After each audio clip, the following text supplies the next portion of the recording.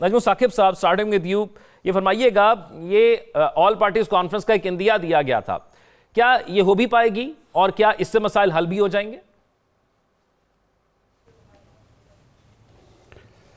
सवाल यह है कि वज़ीर आज़म साहब ने फरमाया कि कौमी यकजहती की इस वक्त बड़ी सख्त ज़रूरत है।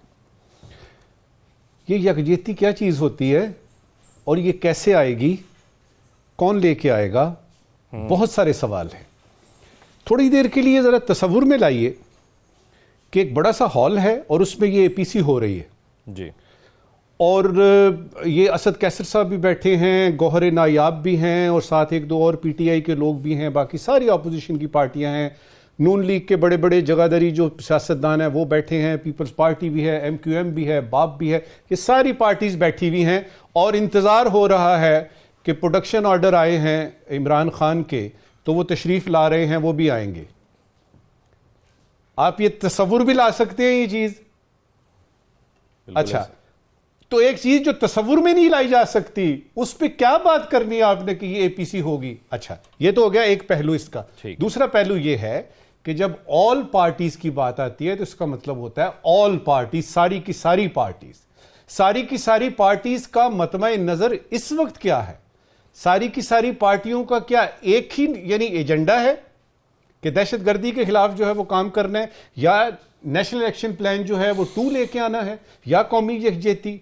उधर 9 मई की खखेड़ पड़ी हुई है, उधर खान की रिहाई के मसले पड़े हुए हैं, उधर वो अभी तो आपकी जिस पार्लियामेंट का जिक्र कर रहे थे, पार्लियामेंट तो पूरी ही नहीं है, सेनेट की सीटें नहीं है, रिजर्व सीटों का अभी तक मसला पड़ा हुआ है, सुप्रीम कोर्ट के अहकामात पड़े हैं। तो मुझे ये बताइएगा कि इस सूरत हाल में एपीसी अगर हो भी जाती है, मैं ये क्यों कह रहा हूं कि हो भी जाती है, क्योंकि इन्हीं आंखों ने थोड़ी देर पहले देखा कि 26वीं तरमीम जो है वो ऐसे ऐसे ऐसे करके हो जाती है, तो ये एपीसी भी हो जाएगी। क्या इसमें से कोई ऐसी चीज निकलेगी जिसका कौम के साथ या मुल्क के साथ या अवाम के साथ या दहशतगर्दी के खिलाफ कोई चीज निकलेगी? हमारा तज्जिया ये कहता है कि ऐसा मुमकिन नहीं है। एपीसी के लिए तो भी बात हुई है ना। होना क्या चाहिए? होना यह चाहिए कि हमारे सियासतदानों को मिन हैसुल सियासत उनको एक चीज की डिस्टिंक्शन करनी बड़ी जरूरी है, वो चाहे हुकूमत में है चाहे अपोजिशन में है, कि देखिए सियासत एक और चीज है, रियासत एक और चीज है। हुकूमत एक अलहदा से खखेड़ है, लेकिन उसमें जब पाकिस्तान का नाम आता है तो सबको एक होना चाहिए। यह एक बड़ी अजीबोगरीब सी बात है कि इतनी बेसिक सी बात जो एफए का फिर ये जो एक आपने पहले कहा कि एक खदशा आपने जाहिर किया कि जब इमरान खान नहीं आ सकता और एक ऐसा पॉइंट मौजूद है जो मेल्ट ही नहीं हो रहा ऑपोजिशन और हुकूमत के दरमियान, और ये मामला भी आगे लेकर चलना है, उनको ऑन बोर्ड भी लेना है ऑपोजिशन को, तो फिर ये कैसे हो पाएगा? देखिए, प्रेशर इस वक्त पीटीआई पे होगा। वो कहते हैं ना, मैं तो कंबल को छोड़ता हूं, कंबल मुझे नहीं छोड़ता। पीटीआई अपने उसूली मौकफ पे कायम है। वो फरवरी के इलेक्शंस और इलेक्शन के बाद की धांधली और फॉर्म 47 फलाना तमाम केसेस जाली हैं, तमाम सियासी हैं वगैरह वगैरह, और खान को रिहा किया जाए, सीरान को रिहा किया जाए और हमें प्राइम मिनिस्टर बनाया जाए, वो अभी तक कायम है। लेकिन इस मौके पे अगर नेशनल एक्शन 2 की बात हो रही है या ये बात हो रही है कि एपीसी बुलाई जाए, तो प्रेशर पीटीआई पे होगा कि उधर जाना भी लग रहा है कि जरूरी है, और जाके करेंगे क्या। और अभी ये जो मुज़ाकरात खेले थे हमने, इसका क्या नतीजा निकला था? तो ओवरऑल अगर आप सिचुएशन ज़ौक मुझसे पूछते हैं तो हमारा तज्जिया ये कहता है, पहले तो ये बता दूं कि शायर का तज्जिया क्या कहता है जी। शायर कहता है कि दिलों की रंजिशें बढ़ती रहेंगी, दिलों की रंजिशें बढ़ती रहेंगी अगर कुछ मशवरे बाहम ना होंगे। आपने कुछ मशवरे करने हैं, को थोड़ी हकीकत पसंदी का सबूत देना है कि अब ये बातें छोड़ देनी चाहिए ना, अब हकीकत को हकीकत तस्लीम करें। इस एपीसी को होना चाहिए और इसके मुस्बत नतीजे निकलने चाहिए, क्योंकि रियासत सबसे पहले है। ये हुकूमत वगैरह तो आती जाती रहती है। ठीक। अच्छा नजमुल साकिब साहब, एक चीज जो अभी पीजेबी साहब कह रहे हैं, इसमें एक बुनियादी एपीसी के अंदर जो नुक्ता अब हमें समझ आता है वो ये है कि जो हथियार उठाता है स्टेट के खिलाफ, उससे कोई बातचीत नहीं करनी चाहिए और ये तमाम पार्टीज इस पर मुत्तफिक हों। एक फॉरेन पॉलिसी के हवाले से भी आपको लगता है कि एपीसी के अंदर डिस्कशन अब होनी चाहिए तमाम पार्टीज को बिठाकर, कि पहले हमने देखा था कि खैबर पख्तूनख्वा में सूबाई वफ्द जा रहा था, अभी तक वो तय नहीं हुआ कि कब जाएगा, उसको वफाक की रजामंदी हासिल है, कि हम बार बार कहते हैं कि अफगानिस्तान से हो रहा है, राब्ते वहां से हैं, तो अब कोई पॉलिसी के अंदर ऐसा शिफ्ट आना चाहिए जिसका हमें कोई फायदा भी नजर आए। अभी तक इस हुकूमत की तरफ से जहां तक फॉरेन पॉलिसी का ताल्लुक है, किसी किस्म की कोई ऐसी बात सामने नहीं आई जिससे ये पता लगे कि फॉरेन पॉलिसी पाकिस्तान की होनी भी चाहिए कि नहीं, क्या कोई है भी कि नहीं। 2022 में एक डॉक्यूमेंट आया था, ये first ever national security policy हमारी आई थी, और उस डॉक्यूमेंट में एक बाकायदा पूरा चैप्टर था फॉरेन पॉलिसी के ऊपर कि फॉरेन पॉलिसी हमारी ऐसी होगी, इन ममालिक से हमारे ताल्लुकात ऐसे होंगे वगैरह वगैरह। उसमें यह लिखा हुआ था कि इसको हर दूसरे साल या हर साल इसको रिवाइज किया जाएगा।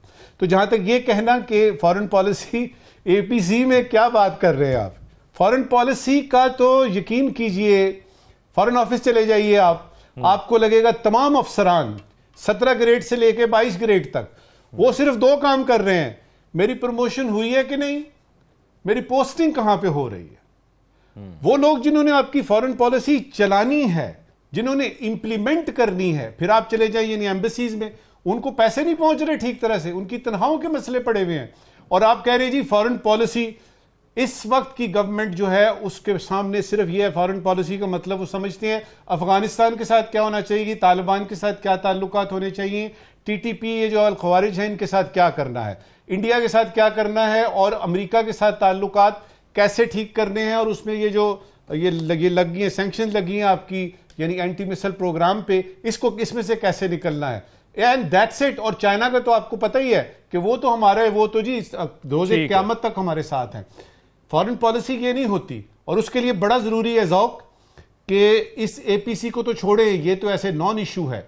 असल चीज ये है कि आपकी मुल्क की अंदर की पॉलिसीज, अंदरूनी पॉलिसीज, डोमेस्टिक, और आपकी फॉरेन पॉलिसी, 2 अलग-अलग लेकिन इंटरकनेक्टेड चीजें हैं। इसके लिए कम से कम पार्लियामेंट पूरी कीजिए, कोई हुकूमत का ऐसा हो कि उसकी जड़ें अवाम में जाएं, तब जाके कहीं पे आप बात करेंगे, वरना इस वक्त तो फॉरेन पॉलिसी का सवाल ही पैदा नहीं होता। अच्छा, इस पोजीशन पे उनकी तरफ गए, तो क्या हमारे यहाँ शख्सियात का मसला है, पॉलिसी का मसला है, ये कैपेसिटी नहीं है जो लोग मौजूद हैं उनमें?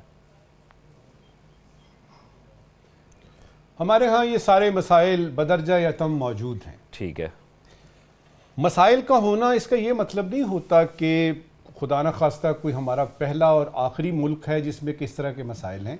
असल चीज़ ये है कि उनको आपने एड्रेस करना होता है, उसके जवाब ढूंढने होते हैं। अब ये कह देना कि जी यकजहती होनी चाहिए, IMF का आखिरी प्रोग्राम होगा, तरक्की शुरू हो गई है, फलाना कर देंगे, ये सियासी स्टेटमेंट्स हैं। एक्चुअली क्या हो रहा है, तो यहां पे आपको एक खुशी की खबर सुनाते हैं और एक बड़े ही अंदोहनाक किस्म की जो खबर है ना वो भी सुनाते हैं। पहले तो खुशी की खबर बिल्कुल है। देखिए, ये जो नेथन पोर्टर साहब आए थे ना अपनी टीम के साथ, 2-2.5 हफ्ते रह के गए हैं, इन्होंने किसी किस्म की कोई एडिशनल जो है वो कंडीशन नहीं लगाई। खुशी की पहली बात की पहली कड़ी, $7 बिलियन का जो हुआ था उसमें $1.1 बिलियन एग्जीक्यूटिव बोर्ड IMF का जो है वो कह रहे हैं कि जी ये इसका इजलास होगा तो अगले महीने के पहले हफ्ते तक ये आपको पैसे मिल जाएंगे, यानी ईदी मिल जाएगी, पैसे मिल जाएंगे। ये तो होगी खुशी की बात। जी बिल्कुल मिलेगी, बिल्कुल मिलेगी, क्योंकि वो बड़े खुश गए हैं यहां से। अब वो अंदर बैठ के क्या बातें होती हैं, वो मैं जब IMF की यानी वो जो आपकी बड़ी यानी अपर एशेलॉन है वो मैनेजमेंट में उनको सुनता हूं यूट्यूब पे या किसी और जगह पे, तो वो कह रहे होते हैं जी सब्सिडीज जो है ना ये पाकिस्तान ने जब तक खत्म ना की तब तक जो है ना वो हम ये नहीं करेंगे, जब तक टैक्स नेट बढ़ाया नहीं जाएगा, GDP रेशो फलाना ये नहीं होगा, हम नहीं करेंगे। अपने अखराजात अगर हुकूमत कम नहीं करेगी, अगला ट्रांस जो है वो हम ये कर देंगे, वो कर देंगे। फिर ये है कि ये जो SOEs हैं, जो आपकी स्टेट ओन्ड एंटरप्राइजेज हैं, ये खसारे में जा रही हैं। निजकारी जब तक नहीं होगी ये, मैं जब इधर देखता हूं तो देखिए न सब्सिडीज कम हुई हैं, न टैक्स नेट बढ़ा है, ना आपकी बरामदात बढ़ रही हैं, आपकी SOEs मुस्तकिल खसारे में जा रही हैं। ये सारी की सारी चीजें हो रही हैं, लेकिन नेथन पोर्टर साहब कह रहे हैं जी गाली कोई नहीं, मसला ही कोई नहीं, आप बिल्कुल ठीक जा रहे हैं, ये $1.1 बिलियन आपको मिल जाएगा। इस वक्त देखना यह है कि सारे के सारे सवालात वहीं पे हैं। ये आपको ट्रांश पूरी हो जाएगी, 7 बिलियन आपको वक्फों से पूरे कर देंगे वो, उसके बाद क्या करेंगे? सारे सवालात वहीं हैं। और उसमें जो बुनियादी सवाल है वो वहां पे ये है कि हम ये सिर्फ बातें ही कब तक करते रहेंगे। और जहां तक सियासी गैर यकीनी और बेयकीनी की सूरत हाल है, जहां तक 8 फरवरी के इलेक्शन से लेके अब तक इस हुकूमत का या अपोजिशन की सूरत हाल है, अगर ये ऐसी ही रही तो ये IMF का प्रोग्राम आप कह रहे हैं आखिरी होगा। आप बस फिर इंतजार कीजिए, IMF के ये नेथन पोर्टर साहब गाहे बगाहे आते रहेंगे, बरस गुजर जाएंगे, जब तक हमारी आंखें नहीं खुलेंगी और हमें सामने नजर नहीं आएगा कि ये जो खाई हमारे सामने है ये हमने खुद बनाई हुई है, इसको पाटेंगे तो कुछ काम बनेगा।